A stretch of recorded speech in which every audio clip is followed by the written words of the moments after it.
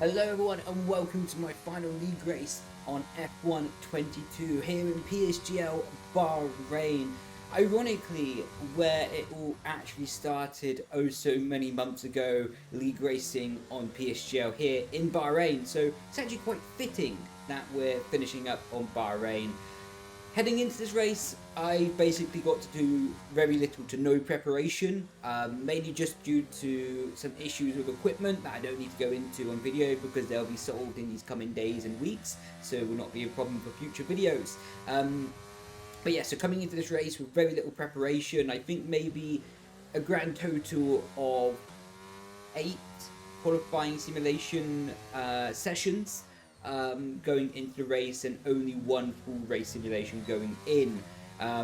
So now that's covered and the good old list of excuses are out of the way, we can actually get into qualifying. So we did get into Q3 and we are pounding around quite nicely. 5 minutes left on the clock. It's my first run on a new set of tyres, and you can see we do a 5.5 in the middle sector. It's actually quite respectable, it was quite good, and we should be on for a good lap time. You see Ruben does a 27.1, Nicholas does a 26.9, and we're coming into the final corner, hooking up the apex quite nicely onto the pass smoothly, and you can see picking up quite a sweet exit. The run to the line, open up the DRS, and we are going to be heading to a 27.0. Well, in fact, was actually my PB for the first runs of the session as well.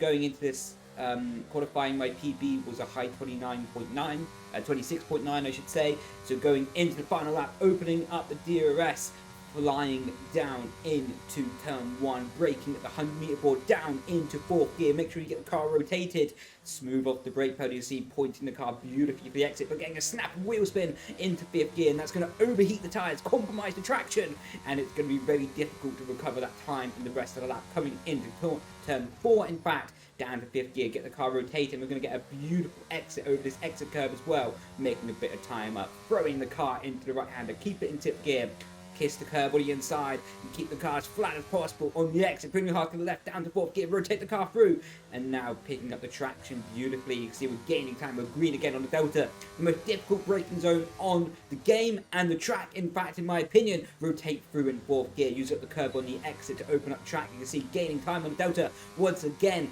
now coming down into turn 11, braking at the 50-meter board and getting the car rotated nicely through onto the power. You can see we're almost 1 tenth up on the Delta, so it's looking beautiful for a new PB. And then we're going to throw the car at full commitment down into 5th gear. You can see we kiss the curb on the inside, and that gives us a little bit of wheel spin, and that wheel spin makes us correct the car, and it therefore pushes us off the track.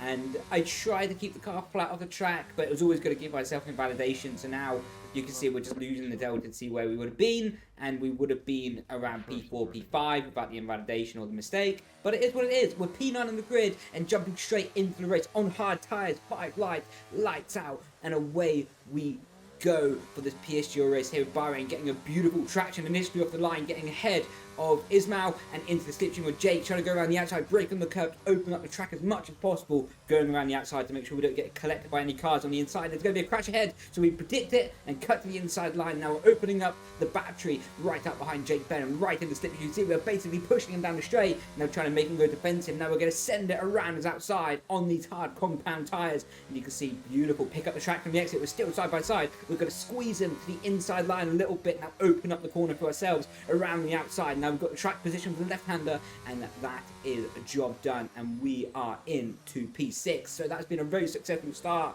Was able to pick up positions organically and was able to avoid some crashes and pick up more positions that way. Now going into turn 10, and you can see we're going to get hit from behind, massive oversteer moment as a result of that, and now Jake is right up behind us as well, and we have importantly fell out of the DRS zone of Otis, what means we're going to have to use up so much battery to get back there, because if we fall out of the DRS zone, it's going to be a very difficult race from that point onwards. So it's really critical that we get back to around 4, 5, 6, maximum 7 tenths to be able to be comfortably in that DRS zone and maximise the race from there. You keep pushing on, getting a bit of wheel spin on the exit, and now we've brought the gap down to 6 tenths by the end of the lap. So it's been a very successful end of the middle and last sector, in fact, to bring that gap down to a reasonable amount out of the final corner, deploying a little bit more battery, and now we're only 6 tenths away from Otis.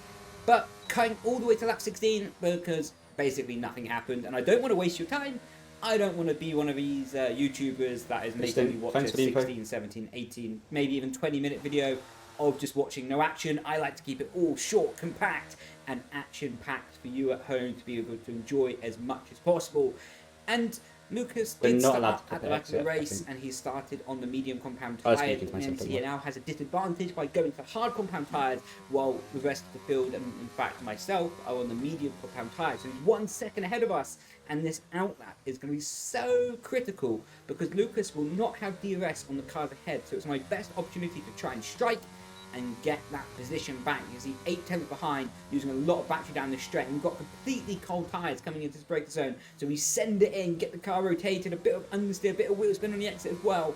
But again, that's just because of cold tyres, and there's not really much we could do about it. You see, bring the gap down drastically. So Lucas now is down to 6 tenths, 5 tenths. Throwing the car in, trying to get the car to the apex. Beautiful rotation, getting on the power. You can see the car swerving, twitching this way and that, just getting the power, maximizing the grip threshold of these cold, oh so cold tyres at the moment. Only now are they starting to warm up into a decent temperature window, and we are now 4 tenths behind Lucas, deploying battery to make sure he doesn't get away from us. It's also quite critical to note that he doesn't get DRS from Daniel Bresnay, what also I was quite wary of, because if he did pick up DRS, it would be very difficult to overtake him as a result of that.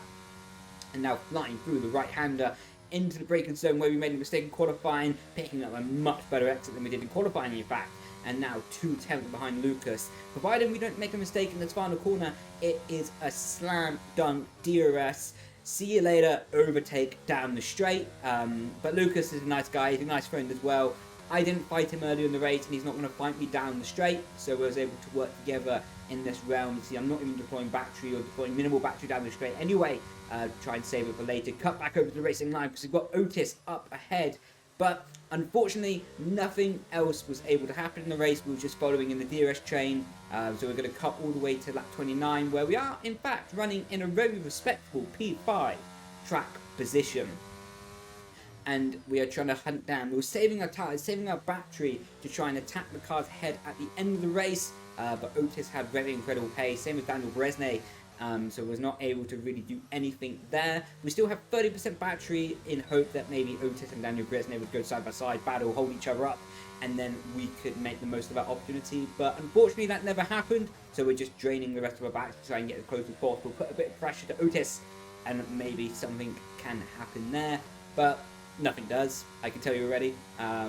We're only going to be able to come through these final 2 corners, not really make an attack, but it's been a very successful race for me. My first full race returning after F1 Esports, and we're running P5 on track, but we are actually going to get promoted to P3 because of penalties for drivers up ahead. So coming across the lines, he's deploying the rest of the battery, and I think we even do a personal best in the final lap. We do a personal best in the final lap, and you can see cutting to the podium ceremony, and we are P3 on the podium. Daniel Bresnay won, Otis was 2nd, and I was 3rd. And I'm going to end it here. So thank you everyone for watching, like and subscribe, and I'll catch you next time. Ciao, ciao.